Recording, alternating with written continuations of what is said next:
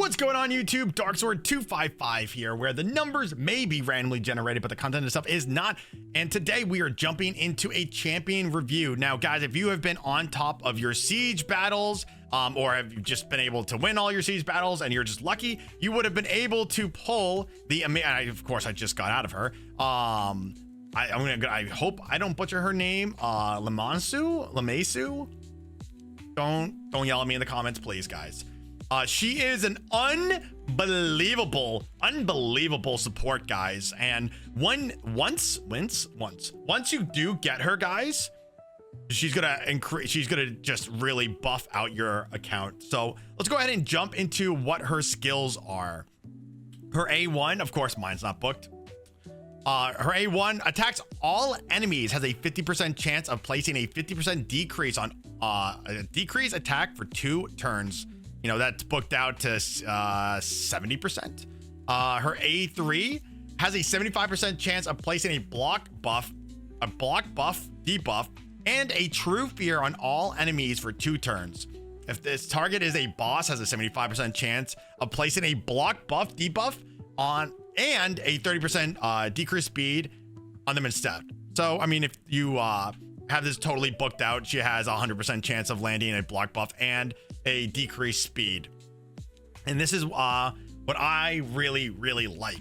Removes all debuffs from a single target, like a single ally, except this champion, Big Sad. And places a two intercept stack on them instead. But this is the important part.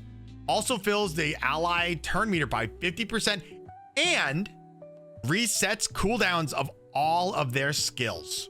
Now, this is absolutely insane, guys. You can use her as a reset champion as well as a debuffer. She's an insane support. And even more important, guys, because she is mainly designed to be used in Siege. This champion is immune to the sheep debuffs, the most annoying, disgusting, toxic part of this game. Raid Shadow Sheep. She has the ability to not get sheeped. Each debuff placed on this champion decreases the target's turn meter by 5% and permanently decreases their resistance and accuracy by 10. So she basically has temporal chains built into her passive. So you actually do not need temporal chains. I actually ended up just getting a star for her, an awakening star, which I, of course, just really haven't used, I guess. Great content creator here, right, guys? I have her built pretty standard. I want her to have as much of accuracy as possible, as well as her being as tanky as possible. So I have her built with as much speed as possible, like almost 300 speed, which is crazy. 600 accuracy, because I'm utilizing this champion in a bunch of different fields. I'm using her as a speed lead in Siege because she has, probably should have led with that. She has an increased ally speed by 24%, so really high. I don't know if there's anything that's faster and just normal speed. I mean, okay, obviously there's 25%, yes, but there's nothing, and maybe this is my lack of knowledge maybe, but like 25% speed is one of the best overall speed buffs that you can have. So she's able to do that because Siege, you guys did not know, and I don't think a lot of people know this, you can, like, using like Arbiter, for example, the speed lead that Arbiter gives you, it's only in Arena. It does not work in Siege, guys. So if you're putting Arbiter as your lead, you're actually not increasing the speed of all of your champions, including Arbiter, by 30%. You're just going with the raw, whatever your Arbiter speed is. So if you run, her as your lead and then Arbiter, then you're able to utilize the 25% speed boost here as well. So again, not a lot of people know that. I'm in a bunch of different clans and I just see like different teams, and I see a lot of people using like, Armand, Monkey, Arbiter as their leads, and I don't think that they know that it doesn't work. I know that Polarium was talking about changing that, and I really hope that they do not change that, because then that would just make, it would make Siege, I think, a little bit extra toxic, and Siege is already pretty difficult as it is right now. But that is besides the fact. That is just my own 2 cents on the situation here. Like I said, I wanted her to be as kind of as fast as possible with the highest amount of accuracy, so she has the ability to land these true fears, the block buffs, and the decreased speed. I'm primarily using her for siege, but I'm also using her in Hydra. I was using her in a fun arena team that I came up with for tag. I think it was my tag team, where I was using Fabian. I was using Fabian here, and then I would throw Lamasu. Oh my god, I can't even say her name right now. Just ignore me. I'm sorry.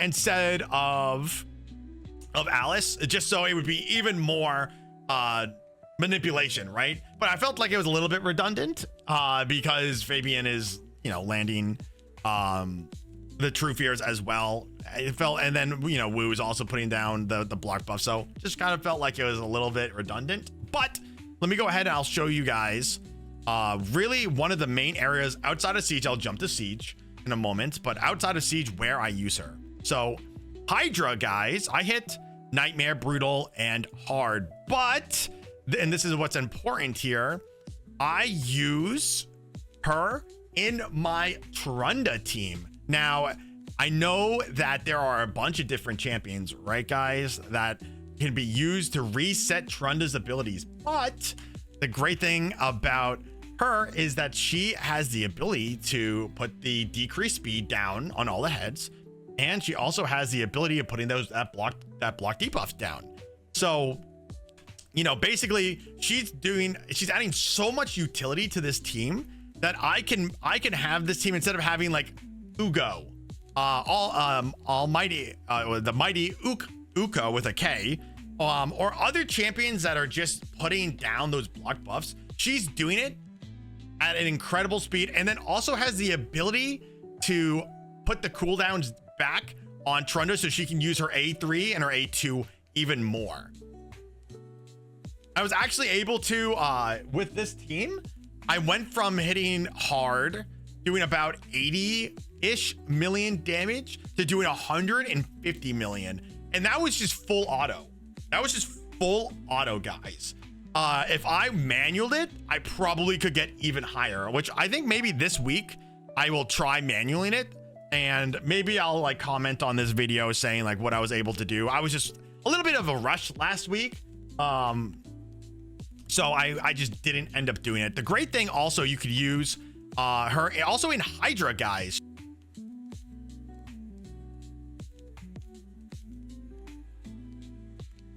She's also a really good Hydra champion because of that true fear that she can put down. The true fear works on what is the head? It's the I think she could put it down on the ram head. She could also put it down the block debuffs on the viper head. She could put the block debuffs down on the the standard chimera head, so it doesn't have increased speed, and also obviously the decreased speed. So I'll help you get some trials done as well. So she's a pretty awesome champion, guys. But let me go ahead and jump into siege, where I think that she really is going to shine. All right, so I have her in, first of all, this team is absolutely disgusting with Commodus here, right? So I have her as my speed lead. So basically the design of this team, right, is Arbiter goes first, speeds everybody up. Armands goes second, lowers everybody's cooldowns, and then puts his A3 down, hopefully stripping and putting, hopefully stripping everybody of either their stone skin or protected buffs. She goes, puts down the buff, the block debuffs, the slow and everything with her A2, and then Commodus goes, transforms and bombs and destroys everybody. I just quickly just jumped over to Classic Arena, guys, just to show you how the team will look in siege here. All right, so Arbiter is going to go first. Armand is going to go second. I think I have his A3 to go off. It should strip. It strips everything, and it put him to sleep. Beautiful. We put the True Fear down and block debuffs. Commodus transforms. Boom. And then we'll just let the computer clean up. Now, obviously, not everybody has a Commodus. You can use basically any nuker in the place of Commodus, right? You can even use the rat. If you wanted to do bombs, it doesn't, it doesn't matter. But like, imagine this in Siege, right? Like, have this team in Siege where they guarantee go first. They strip all the buffs of the enemy, and then let's say that, they still somehow survive. She goes and puts down the block buff so they can't get buffed again, and the True Fear, and kaboom. Really? This, like, why is he just like, why is it just splashing?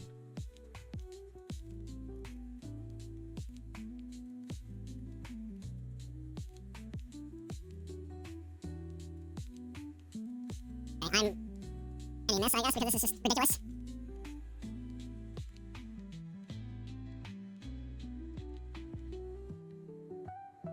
Why is he so he's like so tanky? Dude, this is ridiculous. This Blade Master will not die. All right. Let me jump into another team. Alrighty here. So Arbiter goes first. Then we turn everybody's turn meter down to 0. And then we go ahead and cheap the monkey. And let's go ahead. We're going to go ahead and drop this. True Fear down on everybody. Transform. And hopefully we blow through this stone skin. We'll see. Boom. Nice. Nice, nice, nice, nice. Boom. So such a super versatile champion here, guys. You can even use her. You can use her obviously in a bunch of like an arena. You can use her as you can use her in Hydra. You can use her as a progression champion too. So like if you're going to my Doom Tower keys aren't up. You can use her in Doom Tower. We can use her in Chimera, and we can use her in Hydra. And like I said, dude, she's not even like mine isn't even fully booked. So there's a high chance that when she does her like A2 over here, for example, that it's not landing any of these buffs. But that's okay. That's okay. When I get enough books, we'll be good. Like I said, this is on my main account, guys. I also did pull her on my free-to-play account, and I use her in my Hydra team, really, because I do not have a lot of block buffs in that. And so she is replacing, and also having a champion that can put down the decreased speeds and the block debuffs just helps you just do like that much more damage to the Hydra heads, because it's constantly preventing the Hydra from attacking. All right, so she's gonna go first. She's gonna put those block buffs, and oh my god, look at all of these decreased speed. So now the Hydra is moving even slower. Now the great thing about using her as well, especially like with a champion like a Visix as your taunter, a Molly as your taunter. Obviously this Hydra does not, it doesn't matter for this particular Hydra rotation, because you're not taunting anybody unless the head respawns after you decapitate one here.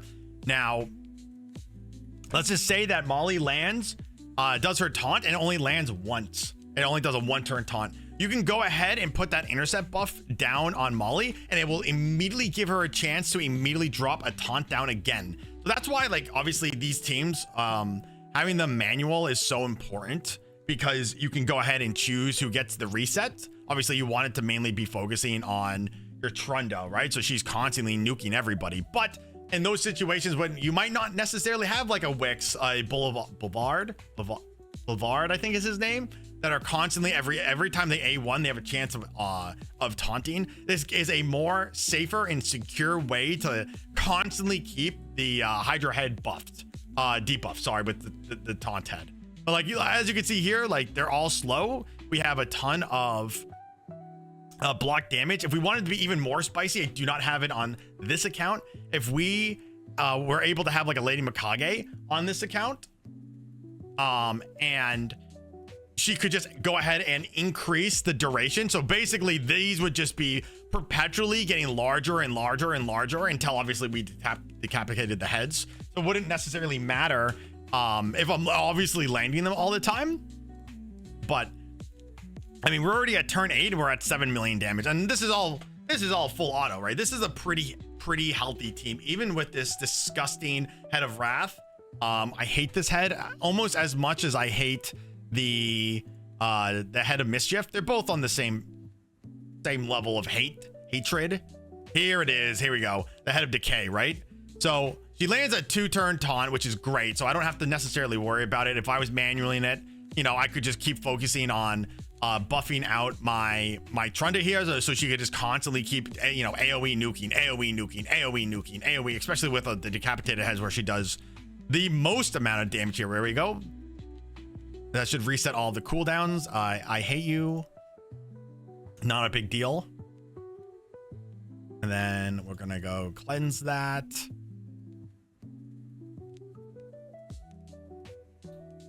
The disgusting Head of Mischief. We're going to go ahead. I'm gonna go ahead and do her A2. Did 800.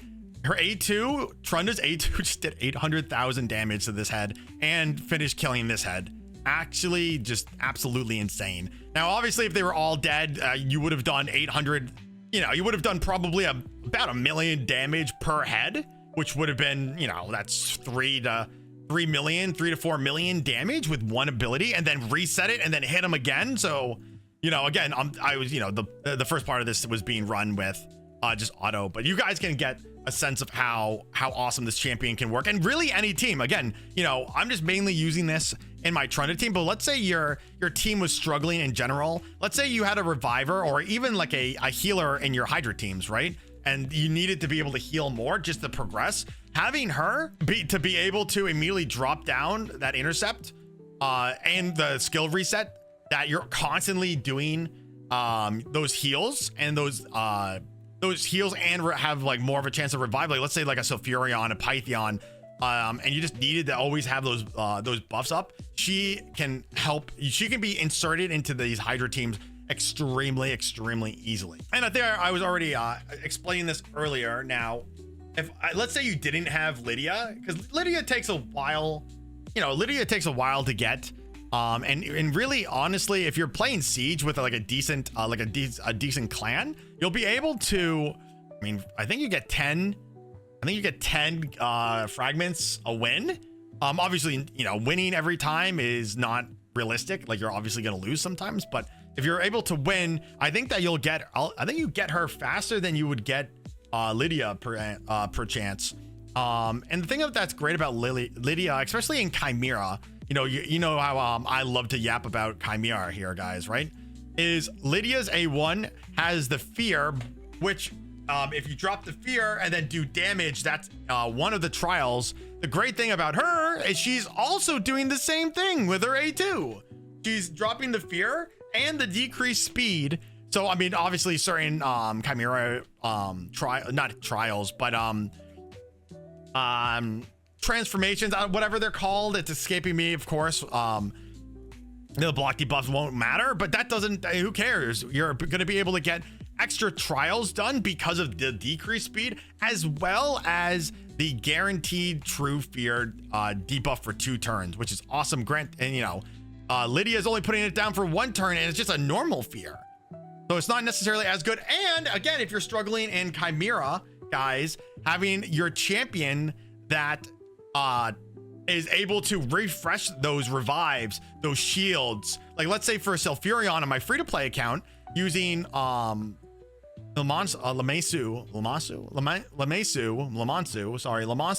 to reset his A3 that's putting HP burns down and shields to like revive my team. Like it's okay for them to be a little bit extra squishy because we have that ability to put down basically more support.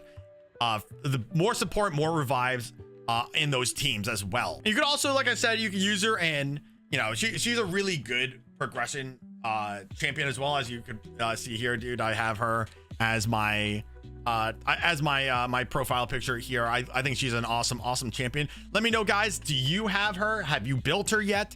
What areas of the game have you tried her in, messed around with her in? How do you have her built? Where has she come in clutch? Again, if you have her, again, for me personally, I think that she's going to be the best for me in Siege. Obviously she helps out you know, in other areas of the game for me, but mainly Siege is what I personally care about. But like I said, let me know, guys, down in the comments below. Subscribe to the channel, like the video, and I will see everybody in the next one.